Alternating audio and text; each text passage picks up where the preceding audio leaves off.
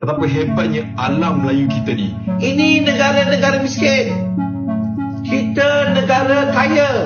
Duit kamu murah, tahu tak? Satu daripada dua kanak-kanak di flat kos rendah pergi ke sekolah dalam keadaan lapar dan tidur dalam keadaan kelaparan setiap hari.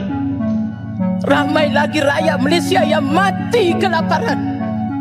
Ada negerinya air nak mandi pun tak ada. Kalau lihat kepada pemilikan itu, ia juga sangat rendah kepada orang Melayu dan juga orang Bumi Putra. DPR Malaysia mulai panik dan marah melihat rakyatnya hidup dalam kesulitan.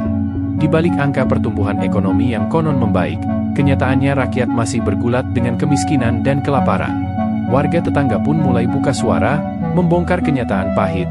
Malaysia tak sekaya yang dibayangkan orang Indonesia. Banyak warga Indonesia yang dulu mengira negeri jiran penuh kemewahan, padahal nyatanya berbeda jauh. Fakta ini bukan lagi isu luar, tapi sudah diakui rakyat Malaysia sendiri. Adakah rakyat benar-benar menikmati manfaat pertumbuhan ekonomi yang didakwa oleh kerajaan Madani? Kerajaan hari ini bangga menyatakan KDNK meningkat 5.1%, pelaburan naik 10%, defisit fiskal menurun. Tetapi, adakah angka ini benar-benar menggambarkan realiti hidup rakyat? Kita tidak boleh hanya berpegang pada angka-angka makroekonomi dan mengabaikan hakikat sebenar di bawah. Ekonomi berkembang, tetapi rakyat semakin terhimpit. Di Sabah, kadar kemiskinan masih kekal 20%. Di daerah Pitas, 53%.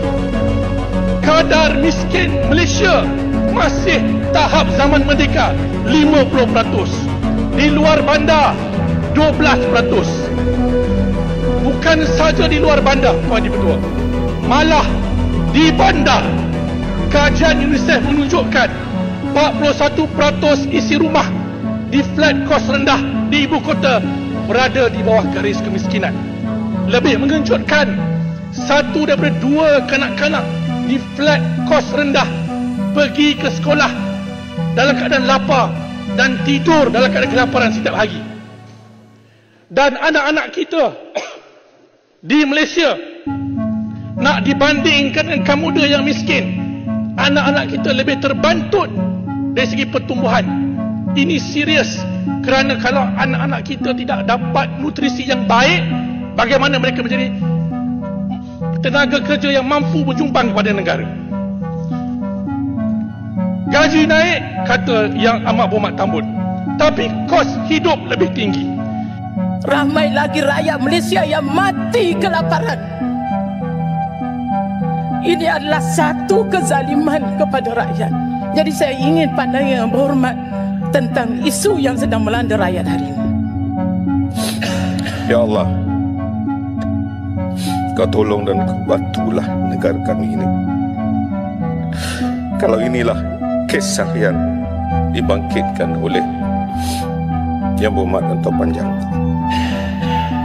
kalau inilah realiti yang berlaku di bawah sana, apakah ini merupakan musibah yang dilanda negara? Orang Melayu dan kaum pribumi mengecek. Bandar-bandar walaupun melebar bukan kepunyaan harta milik orang-orang Melayu. Malah di desa-desa juga, bila dibangun bangunan-bangunan rumah kedai juga bukan milik orang Melayu. Orang Melayu makin tersempit. Bila saya bercakap begini, saya dituduh resis. Bangsa kita merempat di bumi sendiri. Duduklah bangsa kita di rumah PPRT. Tunggulah rumah mampu milik. Bangunan mencakar ini sudah naik di negara kita, tetapi orang Melayu masih duduk dalam berbahaya di desa, di kampung. Masya Allah, jangan kita nak berpura-pura. Berkaitan dengan tahap kependudukan rakyat di dalam negara Malaysia, maka sebagai satu bangsa yang perlu untuk kuat dan kukuh, dan kita lihat bagaimana rizab tanah Melayu makin hilang, pembelian di kawasan-kawasan bandar tanah itu berlaku bank land. Kalau lihat kepada pemilikan itu, ia juga sangat rendah kepada orang Melayu dan juga orang Bumi Putra. Kalau dikatakan pemilikan 20% itu equity itu kepada Bumi Putra, itu juga adalah melalui agensi-agensi kerajaan yang dimiliki oleh kerajaan. Itu tidak boleh dikira sebagai kekayaan orang Melayu atau kekayaan bangsa Melayu. Maka saya bukan nak bincangkan isu tersebut. Isu yang saya cuba untuk bawa dan ingin berikan kesedaran kepada anak bangsa saya, orang beragama Islam khususnya, kerana Melayu itu sangat signifikan, sinonim dengan bangsa Melayu, dan bangsa Melayu itu sangat sinonim dengan orang Islam. Maka kita jangan dengan begitu mudah terasa ataupun hidup dalam romantisasi. Orang Melayu ini dahulu kuat, orang Melayu ini dahulu menjadi pengembara. Betul, kita tak boleh nak nafikan sejarah itu. Tetapi sejarah adalah perkara yang telah lepas. Ia tidak akan memberikan apa-apa manfaat kepada kita sekiranya kita tidak mengulangi atau memperkukuhkan diri kita sendiri. Maka jadikan kritikan yang terhadap bangsa kita ini perkara yang biasa. Bukan maksudnya untuk maki amun, celah atau menggunakan bahasa makian terhadap bangsa kita. Tak, itu dilarang oleh bangsa Melayu dan dilarang oleh agama Islam. Namun apa yang penting untuk kita tahu adalah bangsa ini perlu selalu melihat kembali apa yang kelemahan pada diri kita untuk diperbaiki. Rakyat Indonesia sering tertipu dengan gambaran Malaysia. Mereka anggap Malaysia negara maju. Namun pada hakikatnya yang maju tu hanya KL, Selangor dan Pulau Pinang. Pergilah ke negeri lain, anda pasti akan terkejut melihat realitinya, sehingga ke tahap ada negerinya air nak mandi pun tak ada. Bahkan ketidakseimbangan pembangunan negeri-negeri di Malaysia ni pun sangat ketara. Oh ya, sebelum tu aku tak kisah kalau orang Malaysia nak kata aku cuba memburukkan negara sendiri, sebab ini adalah fakta sebenar pasal negara kita. Tak perlu nak bohong pada dunia dah. Okey, kita sambung. Orang Indonesia anggap orang Melayu kaya raya. Tak betul. Yang kaya raya tu kaum Cina. Melayu ramai yang susah. Yang kaya raya tu sikit je. Rakyat Indonesia anggap orang Malaysia semua fasih cakap Inggeris kan. Padahal yang tahu cakap Inggeris tu hanya di bandar saja. Kebanyakannya tak tahu langsung bahasa Inggeris, terutamanya orang Melayu. Rakyat Indonesia anggap pengangkutan Malaysia ni moden. Ada LRT, monorail bagan, tapi itu semua di KL Selangor saja. Dan pernah tengok jalan di negeri Sabah Sarawak? Tercirik kau nanti. Rakyat Malaysia yang tonton video ni pasti marah kan?